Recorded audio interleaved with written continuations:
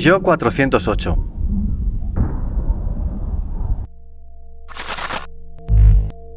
Muy buenas, estamos aquí otra vez en nuestra pista de pruebas, en esta ocasión con un Peugeot 408. Esta versión en particular es la básica, es decir, tiene el motor de gasolina de 131 caballos de potencia y el cambio de marchas automático de 8 relaciones. No dispone de ningún tipo de hibridación, por lo tanto es una etiqueta C. Este coche tiene dos peculiaridades que conviene comentar. La primera es que su carrocería va bastante alejada del suelo, como si fuera un SUV. Y en segundo lugar tiene unos neumáticos de medidas un poco peculiares. Son unos 205-55 R19, es decir, unos neumáticos más bien estrechos para los estándares actuales y de mucho diámetro. Son de la marca Michelin y el modelo E'. Según el fabricante, estos neumáticos están diseñados para vehículos eléctricos, híbridos o de bajo consumo. Son de una gama equivalente a los Primacy tradicionales que Michelin lleva utilizando un tiempo, pero en estos se busca una mayor duración, mientras que en los E' el objetivo también es reducir la resistencia a la rodadura. En todo caso, son unos neumáticos de verano. Michelin también ofrece en esta medida 205-55 R19 los Cross Climate, que son de todo tiempo o también llamados de 4 estaciones. Y además están los Alpine 6, completamente desarrollados para dar un buen rendimiento en condiciones invernales. ¿Y cuáles son las alternativas más claras a este 408? Pues realmente es un coche difícil de encuadrar por su tipo de carrocería. Lo más parecido en el mercado es el Citroën C5X, si bien este es unos centímetros más largo que el Peugeot. Fuera del grupo Stellantis hay alternativas como pueden ser el Cupra Formentor o el Renault Arcana. No obstante, estos dos modelos están más cerca del concepto SUV que el Peugeot, ya que disponen de una posición de conducción algo más elevada. Así que vamos a ver cómo lo hace este coche en la maniobra de esquiva y en el slalom.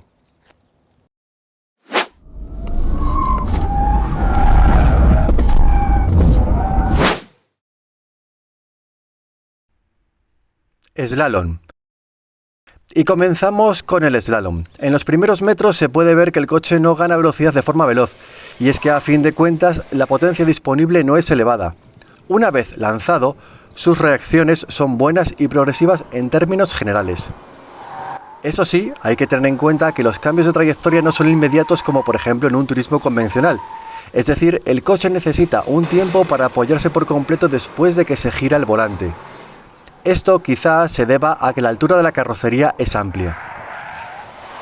Otra cosa que se aprecia en la imagen del interior es que la dirección es rápida, pues para sortear los conos solo tuve que girar el volante aproximadamente un cuarto de vuelta. El tiempo resultante en este ejercicio de slalom fue más bien lento, pero es algo que esperábamos desde un principio, entre otras cosas debido a la relación entre peso y potencia de este coche y también a que a veces el cambio de marchas no hace su función de forma veloz.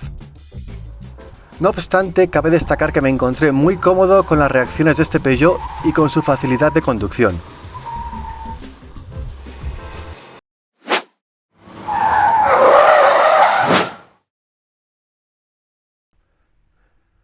Maniobra de esquiva.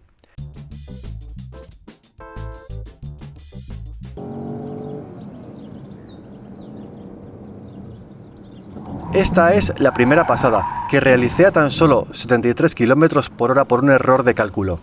Y estas fueron mis primeras impresiones.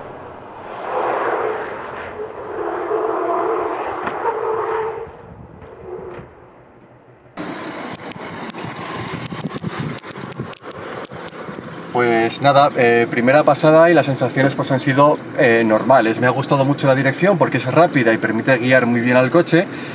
Y la verdad es que sí que se nota negativamente un poquito que la carrocería va alejada del suelo porque los apoyos no han sido inmediatos y el balanceo no ha sido muy reducido, ha sido un poquito amplio.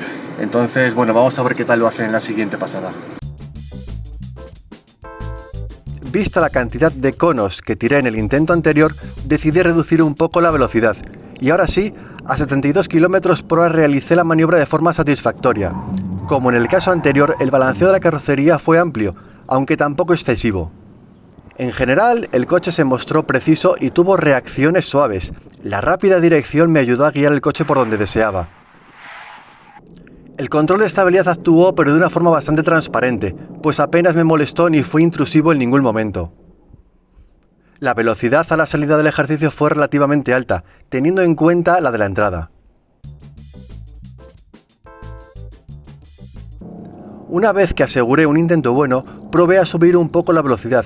Hice varios intentos a 75 y 76 km por hora, como se ven en las imágenes.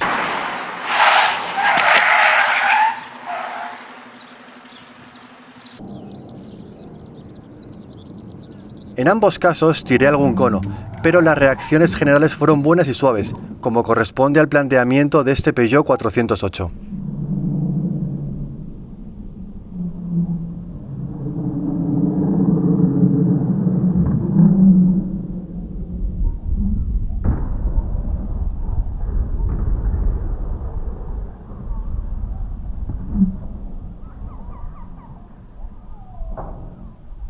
Y bueno, pues ya hemos hecho las maniobras y la verdad es que yo creo que el resultado en general es satisfactorio.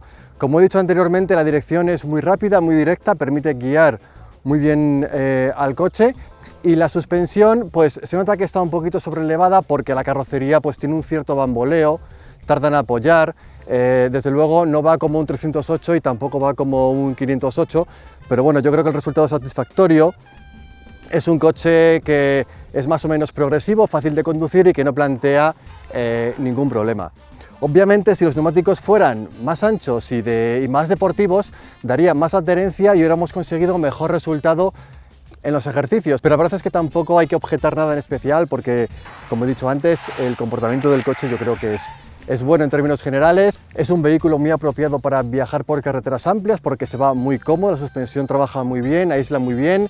También es un coche muy silencioso, el motor es suficiente, no hace falta más potencia en el 80% o diría yo en el 90% de los casos, con lo cual esta versión básica de 131 caballos yo considero que es posiblemente una de las más interesantes dentro de la gama del 408, porque luego por encima están los híbridos enchufables que sí que tienen más potencia, pero también son mucho más caros y posiblemente esa potencia extra no se utiliza prácticamente nunca, aunque eso sí disponen de la etiqueta 0, no como este que es un C, que puede ser muy interesante sobre todo para quien se meta en ciudades grandes.